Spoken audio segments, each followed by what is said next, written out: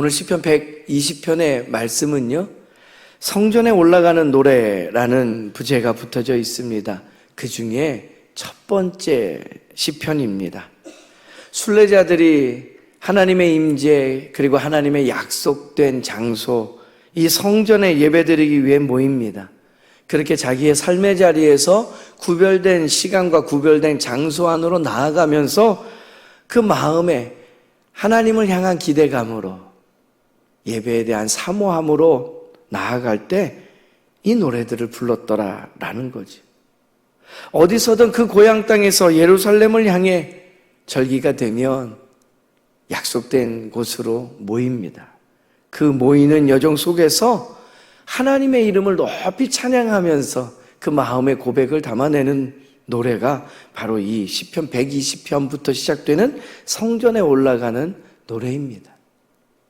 오늘 이 새벽에 이 예배의 자리에 나오면서 어떤 마음으로 오셨습니까? 주의 말씀을 내가 들을 수 있는 은혜가 있구나.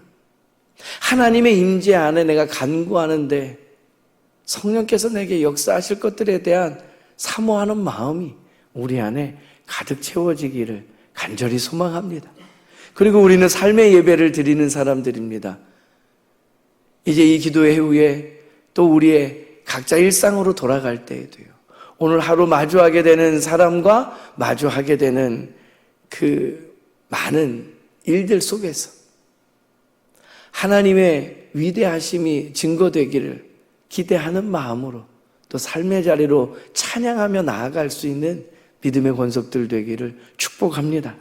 시인은요, 자신의 삶이 거짓과 다툼 가운데 놓여 있음을 탄식합니다.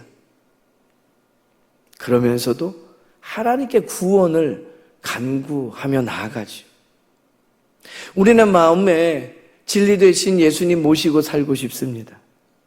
그리고 이 땅에 할 수만 있거든 모든 이들과 화평하며 지내고 싶은 마음이 가득합니다. 그런데 오히려 우리의 삶의 자리의 모습들은 어떠합니까? 갈등으로 채워져 있습니다. 환대하려고 해도 적대감으로 다가오는 비스꽂힌 말과 행동들이 거침없습니다. 어쩌면 믿음 지키며 살아간다는 것 안에서 고통당하는 현실을 아주 선명하게 체험하면서 우리가 살아가죠. 오늘 시인은 그러한 형편을 마음에 담아 오히려 기도로 승화시키며 노래하고 있는 겁니다. 오늘 이 노래 속에서 우리는 두 가지 고백을 담아냅니다. 첫 번째는 환난 중에 부르짖는 기도를 들으시는 하나님에 대한 높임입니다. 1절 말씀입니다. 다시 한번 같이 읽어보도록 하겠습니다. 내가 환난 중에 여호와께 부르짖었더니 내게 응답하셨도다. 아멘. 오늘 시인은요, 절망적이고 힘겨운 상황에서 하나님께 부르짖고 있습니다. 어떤 환난일까요? 이어지는 2절의 말씀에 보면 조금 설명이 이어집니다. 거짓된 입술과 속이는 혀에서 내 생명을 건져주소서라고 그는 기도합니다. 여러 형편이 녹록지 않더라라는 거예요. 심지어 예배의 자리로 나오는 그 여정 속에서도 마주하는 현실과 사람들은 거침이 없더라라는 거예요. 거짓된 것들로 가득 채워져 있고 속이기 위한 만남과 접근 속에서 도대체 어떻게 해야 될까라는 거지. 그런데 그 걸음 속에서 보니 환난 가운데서 그렇게 부르짖을 때마다 하나님께서 응답하여 주셨더라라는, 돌아보니 하나님의 보호하심과 인도하심 속에 내가 여기까지 왔습니다라는 고백을 담아내게 되더라라는 거지. 오늘 시편 기자는 그것을 노래하고 있는 거예요. 그 부르짖음이 결코 허공에 흩어지거나 외쳐진 것 아니더라라는 거예요. 오늘 이 새벽에 우리의 기도도 하나님께 능히 상달될 줄로 믿습니다. 그 믿음 안에서 구하며 나아가는 거죠. 하나님은 우리의 모든 기도를 들으시는 분이십니다. 하나님은 진리를 지키고 거짓을 멸하시겠다고 약속하여 주신 분입니다. 우리의 일상에서 하나님을 인정하며 예배하며 나아갈 때 그 하나님을 우리가 한 번 더 깊이 만나게 될 줄로 믿습니다. 하나님의 마음이 그러시거든요. 야, 그건 좀 알아서 해라. 야, 그만한 것은 이제 네가 할 때가 되지 않았냐? 한 번도 그렇게 말씀하신 적이 없거든요. 사소한 것, 아무것도 아닌 것 속에서도 내가 너의 간구를 듣겠다. 네가 기도하는 것을 외면하지 않겠다. 예레미야서 33장 3절의 말씀입니다. 너는 내게 부르짖으라. 내가 내게 응답하겠고 내가 알지 못하는 크고 은밀한 일을 너에게 보이리라. 하나님은 늘 그런 마음이셔요. 아주 세밀한 것까지도 우리가 하나님께 아뢰며 나아갈 때 응답하시는 하나님. 그 하나님께서 오늘 하루도 저와 여러분의 삶 가운데 동행하여 주시는 줄로 믿습니다. 성경은 곳곳이 그렇게 기도하는 이들의 간구에 응답하시는 하나님의 이야기로 가득 채워져 있어요. 다윗이 왜 위대한 신앙의 인물입니까? 그가 능력이 있어서 전쟁에 이겨서? 아니요. 아주 일상의 사소한 것까지도 하나님과 친밀한 관계 속에서 구하고 응답을 받았던 인물이기 때문에 그 큰 전쟁에 능한 장수도요. 사울왕에게 쫓길 때 자기가 할 만한 일들이 있음에도 불구하고 하나님의 뜻을 구하고 하나님께서 행하시는 일들을 기대하며 나아갑니다. 우리의 삶의 자리에 사소한 것까지도 하나님 말씀하여 주옵소서. 내가 주의 말씀의 기준으로 살아가게 하여 주옵소서. 기도하는 가운데 응답받는 저와 여러분 되기를 축복합니다. 두 번째는요, 평화를 구하는 자의 길이 어떠한지를 우리는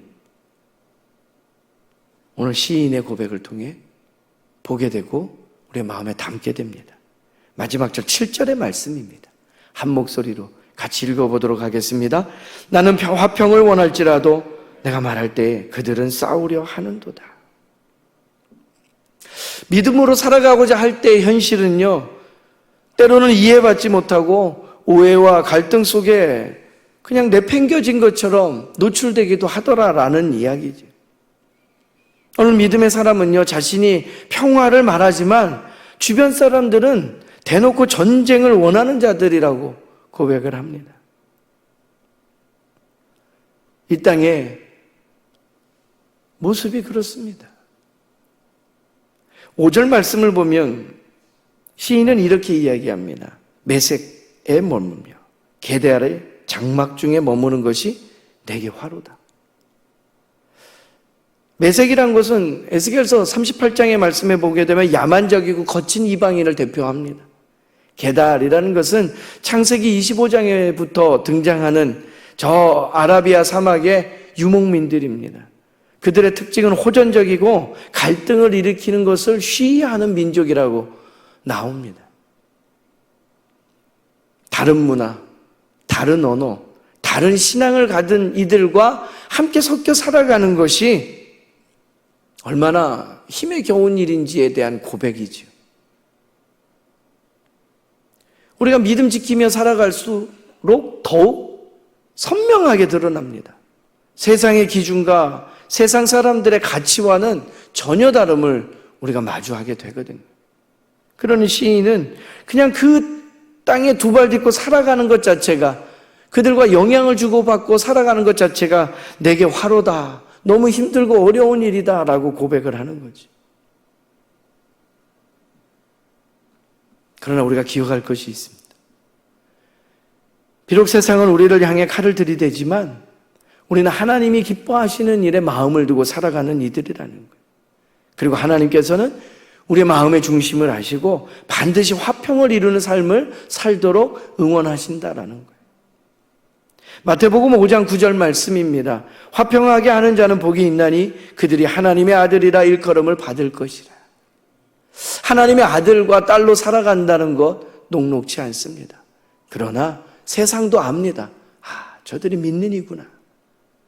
예수님을 따라가는 이들이구나. 십자가의 길이란 것이 저렇게 희생과 내려놓음 속에서 살아가는 모습이구나.